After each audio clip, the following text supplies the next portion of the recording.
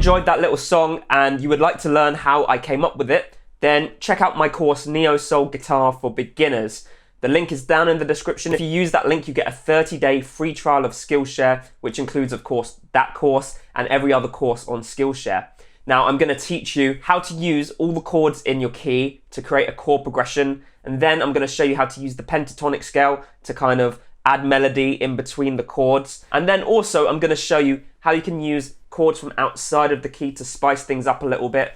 And then I'm going to show you some really cool techniques that you can use to apply to your chords, to apply to your soloing. Now, I'm going to ensure that you're not just playing notes, but you're playing notes and chords with feeling and emotion and getting that real soulful sound out of your playing. So as I said, the link is down in the description, and that gives you 30 days free access to the course and every other course on Skillshare. So you've got nothing to lose. Check it out today.